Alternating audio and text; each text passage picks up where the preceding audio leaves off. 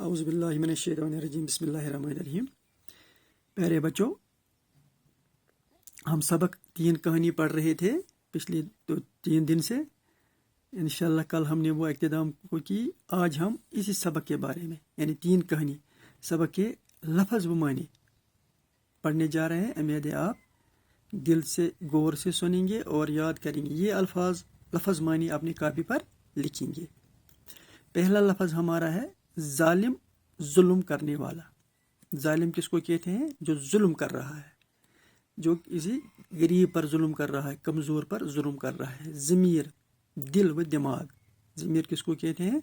दिल व दिमाग को। मुख्तसर, छोटा या छोटी। मुख्तसर हो गया छोटा या छोटी। अपना सामना लेकर जाना, नाकाम वापस लौटना। बच्चों, आपको याद होगा इस आप कहानी में कौन अपना सामना लेकर गया था? बताइए। मगरमच्छ। मगरमच्छ अपना सामना लेकर गया था जब वो बंदर ने उसको टाल मटोल करके दरख्त पर चढ़ गया और मगरमच्छ नाकाम होकर वापस लौटा। उसी को कहते हैं अपना सामना लेकर जाना।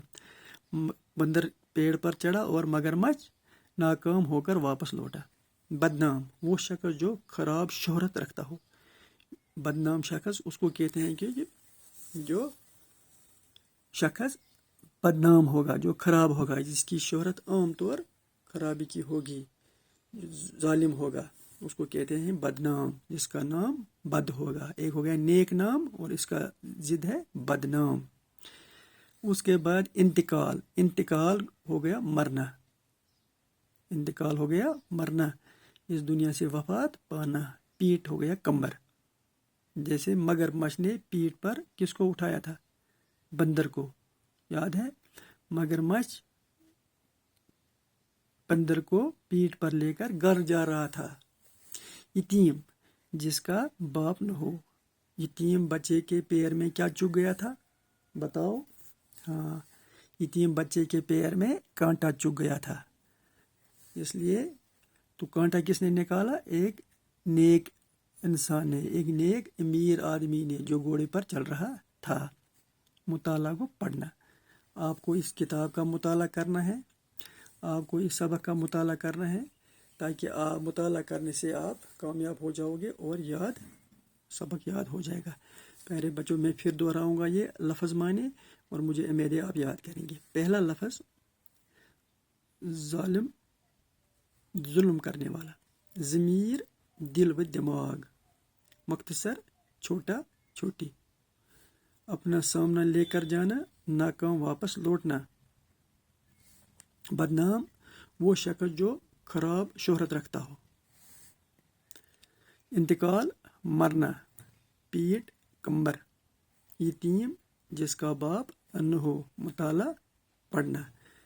प्यारे बच्चों, ये थे इस किताब के जो हमारा सबक पढ़ते थे। आज हमारा मजमून उर्दू मौजू जो था हमारा 3 कहानी। इसलिए हमने 3 दिन में ये 3 कहानियाँ पढ़ी। मुझे उम्मीद है आप इस कहानी से बखूबी वाक़फ़ हो गए होंगे, लिहाजा आप दिल से ये कहानियाँ याद रखेंगे और इसका जो मतलब है वो अपनी ज़िंदगी में अपनाएंगे ताकि आप कामयाब हो जाओ। ये कहानी इसलिए नहीं है कि सुनी, बस एक कान से सुनी दूसरी कान से छोड़ी, नहीं। कहानी याद करने के लिए और इससे फ़ायदा उठाने के लिए है। मुझे उम्मीद है कि आप इस कहानी से बहुत फ़ायदा उठाएंगे और अपनी ज़िंदगी में ये कहानियाँ, ये जो सबक आमोज़ लफ्ज़ इसमें हैं, ये इस्तेमाल करेंगे ताकि आप कामयाब हो जाओगे। इंशाल्लाह आप आगे इसके सवाल और जवाब वो हम कल करेंगे।